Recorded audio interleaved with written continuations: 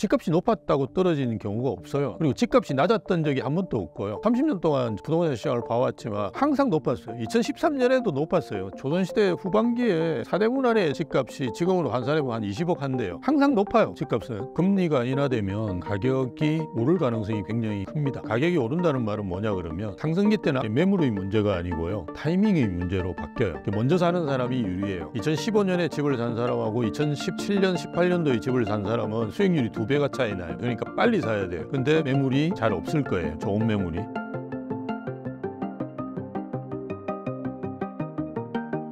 교수님, 하반기 금리 인하에 대한 기대감이 늘고 있는데 금리 인하 시 부동산 시장에 어떤 변화가 있을까요? 금리가 떨어지면 가격이 당연히 오를 거예요. 지금까지 금리 때문에 가격이 많이 떨어졌거든요. 우리가 1년 동안 금리를 거의 7배를 올렸어요. 그런데 가격이 안 떨어지는 게 이상하죠. 금리가 인하되면 가격이 오를 가능성이 굉장히 큽니다. 금리가 인하되면 이제 가격이 오른다는 말은 뭐냐 그러면 상승기 때는 앞에서 말씀드렸듯이 이제 매물의 문제가 아니고요, 타이밍의 문제로 바뀌어요. 먼저 사는 사람이 유리해요. 2015년에 집을 산 사람하고 2017년 18년도에 집을 산 사람은 수익률이 2배가 차이 나요. 그러니까 빨리 사야 돼요. 근데 매물이 잘 없을 거예요. 좋은 매물이. 그러니까 제가 아까 말씀드렸듯이 금리 인하하기 전에 좀 움직이시고, 뭐 사지는 않으시더라도 일단 다녀보시고 내가 원하는 단지들 한 서너 개는 찍으시고, 그죠? 금매들을 계속 확인해 보시고, 만약 금리가 인하하면 이제 집을 매수하시고, 뭐 이런 방식을 하시는 거는 좋겠죠. 하지만 손 놓고 계시는 거는 되게 금리 인하 시점에서는 위험하다고 보고요. 금리가 인하되더라도 많이는 안 떨어질 거예요. 0.25% 이렇게 베이비 스텝을 미국에서도 할 거고요. 우리도 그 정도 수준에서 할 거예요. 우리가 이제 미국을 거스르면서까지 금리를 많이 떨어뜨리기는 힘들어요. 물론 최근에 이제 보면 미국은 안 떨어뜨리는데 그리스라든지, 그죠? 몇 개 국가들 또는 뭐 브라질 이런 나라들은 금리를 떨어뜨리고 있거든요. 그렇지만 우리는 수출을 많이 하는 나라이기 때문에 환율에 되게 예민해요. 그래서 환율이 지금 1,400원대로 또 이렇게 오르고 이러는 거는 정부에서 엄청 부담됩니다. 옛날에 이제 IMF 충격이 있기 때문에 그래요. 그래서 금리가 조금만 떨어뜨릴 거예요. 하지만 이게 어떤 의미가 있냐 그러면 방향성이 달라진다는 거예요. 그러니까 그전까지는 오르거나 이제 멈춰 있는 상태에서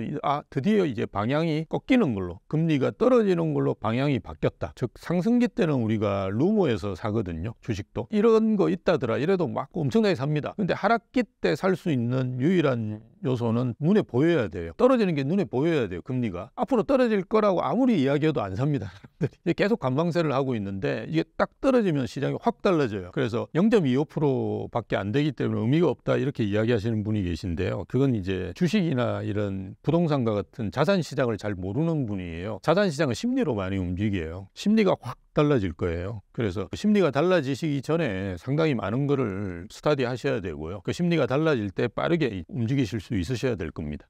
그렇다면 매물을 보고 있다가 금리 인하가 시작되고 나서 집을 매수해도 괜찮을까요? 예, 그렇죠. 금리 인하되면 뭐 당연히 이건 지금까지 안 좋았던 요인 중에 하나가 이제 없어지는 거니까요. 그리고 금리가 인하가 0.25% 인하하고 가만히 있겠습니까? 미국도 계속 인하시킬 거고요. 그 폭이 이제 얼마만큼 되느냐, 얼마만큼 기간 동안에 예전으로 돌아가느냐의 문제이지만 금리 인하는 계속 될 거예요. 그러니까 당연히 움직이시는 게 좋죠.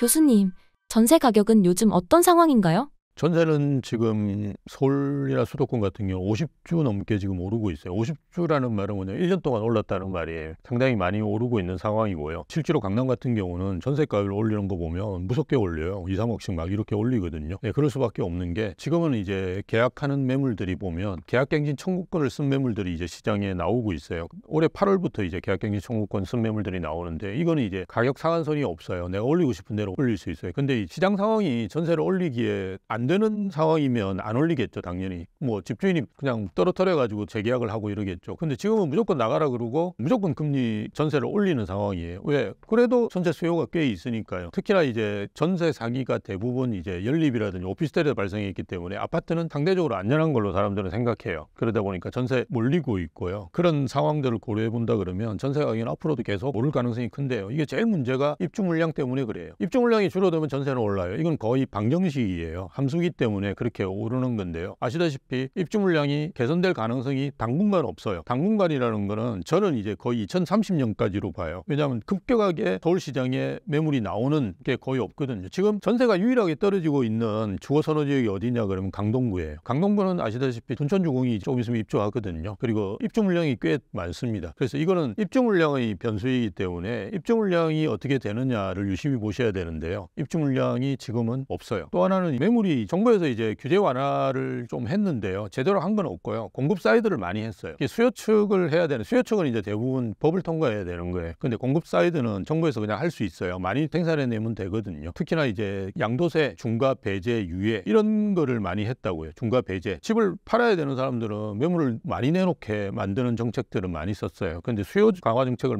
많이 안 썼죠. 그러다 보니까 매매 매물량은 되게 많아요. 그래서 8만 건이 서울은 넘어섰거든요. 근데 전세 매물은 계속 줄어들고 있어요. 그래서 2만 건대로 떨어졌어요. 그래서 한 3배 차이가 납니다. 그런데 전세 거래가 매매 거래보다 많은데 매물은 3분의 1밖에 안 돼요. 자, 어떻게 될 것 같아요? 지금 신축도 심각한 상황이고요. 구축 매물들도 아주 심각한 상황이에요. 그러면 당연히 전세 가격은 꾸준히 당분간 오를 수밖에 없다라고 생각하시면 돼요.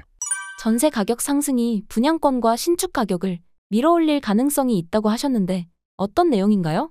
예, 당연히 이제 전세 가격이 오르면 어차피 매매로 이제 전환될 가능성이 큰데요. 옛날하고 좀 다른 점은 있어요. 왜냐하면 전세가 예전에는 대부분 다 자기 자본이었거든요. 전세 대출을 안 해줬어요. 그래서 최근에 이제 전세 대출을 해주면서 이게 타인 자본이 많아요. 그렇지만 이제 자기 자본 가진 분들도 분명히 계실 거고요. 그리고 또 하나는 이제 시장을 어떻게 보느냐가 차이겠죠. 나는 이제 시장을 긍정적으로 본다. 또는 뭐 그동안은 생각 안 하고 있었는데 갑자기 시장을 보니까 뭔가 불안하다. 이렇게 생각하시는 분들은 매매로 이제 넘어가실 거예요. 예전에는 단순히 그냥, 왜냐면 이게 다 자기 자본이니까요. 즉 매매 가격이 떨어지지만 전세 가격은 대부분 안 떨어졌거든요. 그래서 이 갭이 줄어들면 자연스럽게 그냥 쳐올렸는데요. 지금은 이제 조금 다른 상황이다라고 보시기는 하지만, 그렇지만 여전히 전세 가격이 오르는 거는 매매 가격을 밀어 올릴 수 있는 가능성은 커요. 그래서 매매 가격을 올리는데 제일 먼저 신축을 찾겠죠. 그래서 신축을 찾고 입주하는 물량을 찾는데 그게 없으면 분양권 달 거고요. 그 다음에 경매도 좀 알아보실 거고요. 그 다음에 이제 구축으로 넘어가고,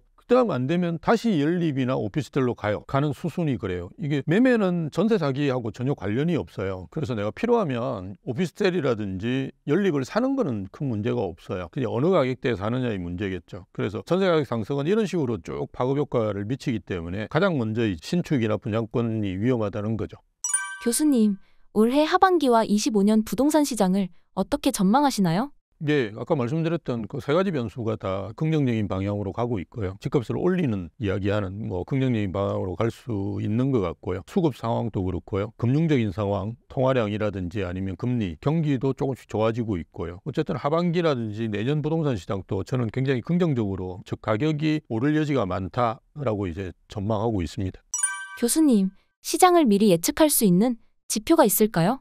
제가 말씀드렸던 그 세 가지 변수는 좀 거시적인 거고요. 거시적이 아닌 부분은 거래량이라든지 아니면 대표되는 단지들, 대장 아파트의 그 움직임 같은 거를 보시는 게 좋은데요. 왜냐하면 제일 먼저 움직이는 데들이 그런 데들이거든요. 그래서 거래량 같은 경우는 지금 서울이 거의 4천 건, 그 실거래가는 이제 한 달 내로 집계가 되니까요. 5월달에 다 지나면 이제 4월량이 나올 건데요. 3월보다 더 많이 늘지 않을까라는 예측도 하는데요. 어쨌든 뭐 그런 거래량 지표들은 지금 많이 늘고 있고요. 송파 같은 경우는 거의 한 3배 정도 늘고 있어요. 작년 말 비교해 보면. 그리고 경기도도 마찬가지로 거의 한 2배 늘고, 최근에 이제 움직임이 있었던 동탄 이런 데들도 2.5배 정도 이렇게 늘어나는 걸 볼 수 있습니다. 그래서 거래량이 이제 되게 중요하고요. 그리고 말씀드렸듯이 이제 송파구 움직임 한 3개월 정도 이상 계속 오르고 있다 하는 것도 큰 의미가 있다라고 볼 수 있고요. 그 다음에 대표적인 아파트가 뭐 헬리오시티도 있지만 우리가 엘리트라고 해서 엘스, 리센트, 트리듐 이 세 아파트를 많이 보거든요. 그 세 아파트가 지금 고가는 25억이 넘었고요. 뭐 25억 가까이 지금 최근에 거래가 나오고 있어요. 예전에 비해서 상당히 많이 오른 상황이라고 보시면 됩니다. 부동산 시장의 상승 전망을 해주셨는데 미디어에서는 하락 가능성을 보고 있는 것 같아요.